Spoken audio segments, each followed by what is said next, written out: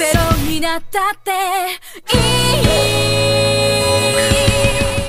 hari pun berlalu sejak Jubelian jatuh sakit. Kabar itu telah menyebar ke seluruh istana dan kota, membuat banyak orang merasa iba, meskipun tentu tidak semua.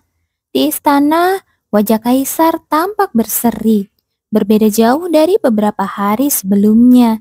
Dia tahu putranya pasti terguncang parah mendengar tunangannya tumbang.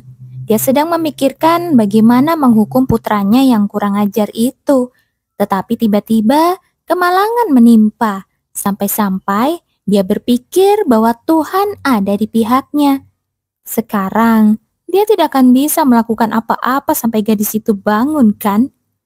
Popularitas putra mahkota sangat tinggi, seolah-olah akan menembus langit karena serangkaian insiden. Oleh karena itu, para bangsawan menuntut agar putra mahkota secara resmi mendapatkan pendidikan penerus kerajaan. Tapi tiba-tiba dia merasakan dejavu yang aneh. Dia tersenyum dingin, mengingat peristiwa lama ketika Regis kehilangan istrinya. Waktu itu, pria tangguh itu begitu patah hati hingga berhenti makan dan minum. Dan sebulan kemudian, kesedihan itu membuat Regis lebih mudah dikendalikan. Persis seperti yang diinginkan sang kaisar. Bagaimana ya? Sepertinya bagus juga untuk menggunakan cara ini seperti waktu itu. Tapi ketika tatapannya beralih pada cincin sihir di jarinya, batu cincin itu yang biasanya hanya bereaksi saat digunakan, tiba-tiba berpendar merah. Biasanya untuk menggunakan kembali cincin itu, dia harus menunggu sekitar sebulan. Kaisar menggosok cincin itu dengan wajah bingung. Apakah cincin itu tiba-tiba aktif padahal belum genap sebulan? Segera setelah itu, cahaya yang berkedip di cincin itu perlahan meredup. Mungkin karena cincin ini sudah tua. Namun belum sempat dia menenangkan diri, pintu ruang kerjanya terbuka. Dia mengira itu hanya Mikhail, pengawal setianya. Tapi yang muncul malah permaisurinya sendiri. Yang mulia, mengapa Anda menghindari saya? Kaisar mengerutkan kening melihat penampilan permaisuri yang datang tanpa pemberitahuan sebelumnya. Ada apa? Bayi di perut ini terus ingin melihat ayahnya. Namun balasan Kaisar dingin dan menusuk. Dia menatap perut wanita itu dan berkata pelan bahwa bayi itu bukanlah anaknya. Wajah sang permaisuri seketika memucat, sementara senyum di bibir Kaisar berubah menjadi ejekan. Aku sudah tahu bahwa kamu bersenang-senang di malam hari dengan bocah bermata merah gelap itu. Yang mulia, saya tidak mengerti. Dia hanyalah seorang musisi yang dipanggil untuk menghibur. Lalu, siapa ayah dari anak itu? Aku yakin aku sudah minum pil kontrasepsi saat kita berhubungan. Kata-kata itu menghantam sang permaisuri seperti cambuk. Rasa malu dan pengkhianatan menguasai wajahnya. Tapi Kaisar hanya menatapnya datar, seolah melihat serangga dan tidak berharga. Tetapi Kaisar yang sudah terbiasa dengan tatapan itu, tahu betul bagaimana harus bertindak. Seperti yang sudah kau lakukan selama ini. Awasi Maximilian. Dan ketika saatnya tepat, singkirkan dia. Maka aku akan mengakui anak itu sebagai anakku. Setelah menanamkan harapan kecil bahwa tunas bisa tumbuh bahkan di tanah yang tandus, permaisuri tersenyum penuh racun. Baik, saya akan melakukannya. Setelah ayahnya dipanggil ke istana kekaisaran, Jubelian kecil hanya bisa duduk lemah di kamarnya. Dia menatap kosong ke arah jendela, bertanya dalam hati kapan ayahnya akan pulang. Kaisar sepertinya kembali menyusahkan ayahnya. Meskipun masih kecil, dia bisa merasakan itu. Dengan tangan mungilnya, dia mencoret-coret kertas, menggambar sosok monster jelek yang di atas kepalanya bertengger mahkota. Saat ia masih tenggelam dalam gambarnya, suara ayah terdengar dari luar pintu. Seketika wajahnya berseri, tubuhnya refleks berdiri dan perlahan melangkah mendekat. Tapi sebelum sempat membuka pintu, suara ibunya terdengar lebih dulu. Tidak seperti biasanya, suaranya terdengar lega namun juga cemas. Amelia, ayo kembali ke kamar. Namun ibu menolak. bersikeras bahwa dirinya tidak gila seperti yang orang-orang katakan. Ayah berusaha menenangkannya, tapi ibu tidak mau mendengar. Tidak, aku tidak mau. Dan kamu ingat kejadian dulu. Bahkan jika aku gila, itu semua salahmu. Aku benar-benar minta maaf. Aku mengerti kamu membenciku. Apa yang kamu mengerti? Kamu tidak peduli padaku? Apakah kamu tahu bagaimana perasaanku? Karena kamu tidak datang menjenguk anakku yang baru lahir. Sudah kubilang kan ada alasannya. Lalu apa alasannya?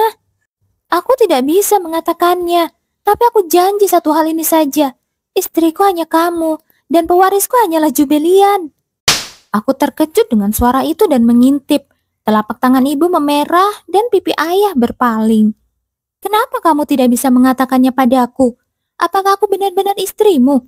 Kamu sesumbar bahwa putriku adalah pewaris, tapi siapa yang tahu? Jangan-jangan kamu akan menyerahkannya pada anak laki-laki yang kamu lahirkan dari wanita lain. Amelia, aku bersumpah, hal itu tidak akan pernah terjadi. Justru kamu yang jangan mendekati putriku.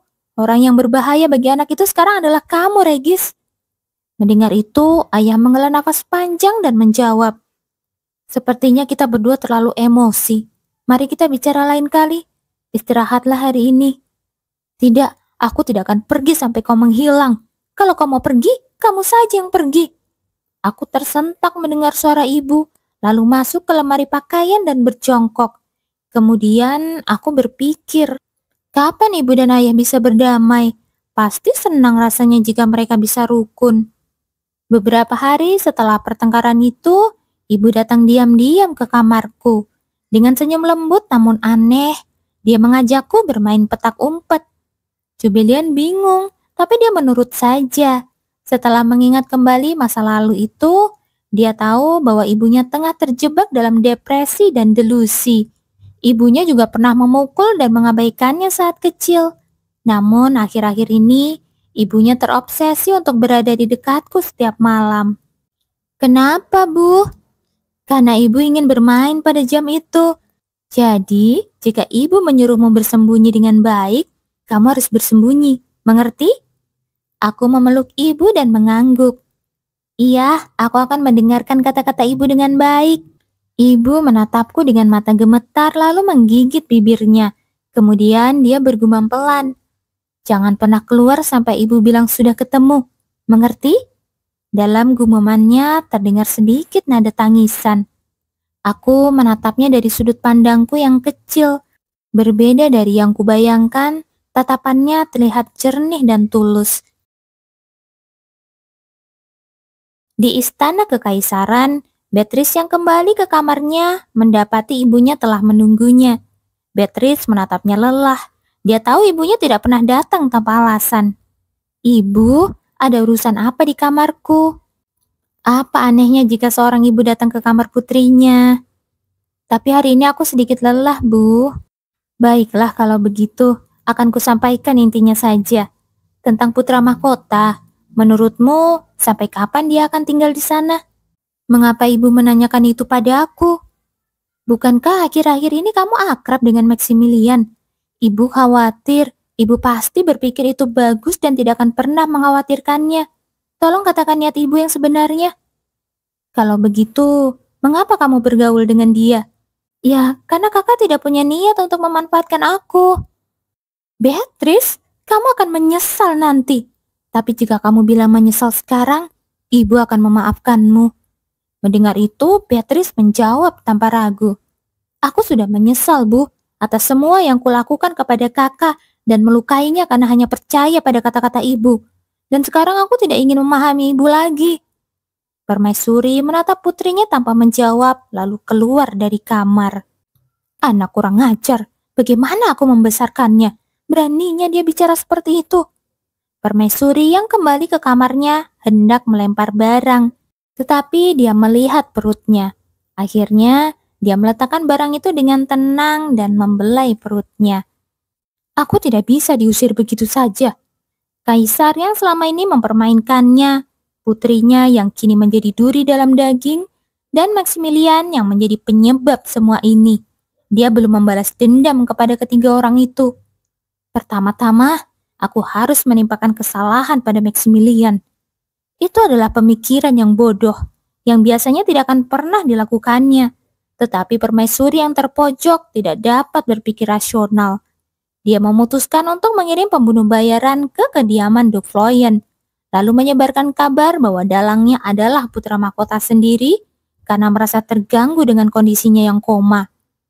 Nak, jangan khawatir, ibu pasti akan menjadikanmu kaisar. Ketika ayah tidak pulang selama beberapa hari, ibu cenderung mengabaikanku dan mengurung diri di kamar. Dan yang merawatku saat itu adalah paman dan bibi dari pihak ibu. Mereka membicarakan kondisi mental sang ibu yang semakin memburuk, meski selalu memastikan dia meminum obatnya setiap malam. Suasana tegang itu sejenak mencair ketika bibi mulai menggoda anak-anak. Jubelian dan sepupunya Geraldine sempat bertengkar. Hei, tinggiku itu rata-rata untuk anak seusiaku, dan aku akan lebih tinggi saat dewasa nanti. Tapi kamu lebih pendek dari Todd. Kalau kamu terus bicara jahat seperti itu, kamu tidak akan bisa menikah. Gak apa-apa, aku tidak akan menikah dan akan tinggal dengan ayah. Justru kamu, kalau terus pendek dan lemah seperti itu, nanti mana bisa menikah. Geraldine pun menangis dan bibi tertawa terbahak-bahak. Sudah kubilang kan, berdasarkan hukum kekaisaran, sepupu tidak boleh menikah. Seharusnya kamu menyerah saat kubilang baik-baik. Akhirnya kamu ditolak mentah-mentah kan? Aku melihat pemandangan itu dengan kasihan, lalu menyadari sesuatu. Oh astaga, ternyata aku adalah cinta pertama Geraldine. Aku berpikir bahwa lebih baik melupakan hal ini, karena hanya akan menjadi sejarah yang memalukan bagi kami berdua. Malam pun tiba. Setelah bermain, Jubelian digandeng pelayannya menuju ke kamar. Saat hendak tidur, dia bertanya, apakah ayahnya akan pulang malam ini? Pelayannya tersenyum menenangkan, berkata bahwa jika bukan malam ini, pasti besok ayahnya akan pulang. Jubelian kecil hanya mengangguk, lalu berusaha memejamkan mata. Tapi kegelapan terasa terlalu pekat. Dia gelisah di tempat tidur, sampai tiba-tiba suara lembut ibunya berbisik dari luar. Bersembunyilah dengan baik. Dia teringat permainan petak umpet mereka. Tanpa berpikir panjang, dia segera berlari ke lemari dan bersembunyi di dalamnya. Tidak lama kemudian, langkah kaki terdengar mendekat. Melalui celah kecil pintu, dia melihat ayahnya masuk ke kamar. Dia hampir melompat keluar untuk memeluknya. Tapi dia mengingat janjinya pada ibunya untuk tidak keluar sebelum ibu bilang sudah ketemu. Ayahnya berjalan perlahan sambil menatap tempat tidurnya. Namun tatapan itu terasa berbeda, sama seperti saat turnamen berburu, dingin, asing, dan penuh ketegangan. Jangan-jangan kaisar? Tepat ketika aku merasa curiga, seorang wanita dengan suara serak dan rambut acak-acakan berteriak sambil mengacungkan pedang ke arah ayah. Kamu, sebenarnya siapa kamu? Aku menelan ludah melihat dua orang yang sedang berhadapan itu. Ayah yang dulu pernah menunjukkan kondisi seperti itu, memperlakukanku seperti robot tanpa emosi. Sekilas, rasa sakit dan kebingungan melintas di matanya. Saat aku diam mengamati mereka, ayah perlahan membuka mulut. Suaranya datar, tak bernada, hampir menyerupai mesin yang berbicara. Dia menanyakan tentang keberadaanku. Tapi ibu tidak menjawab.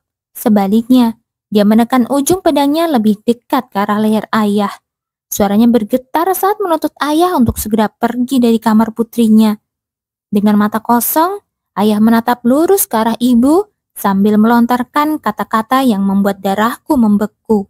Di mana kamu menyembunyikan orang berhargaku? Regis, kumohon, sadarlah. Kau dengar aku?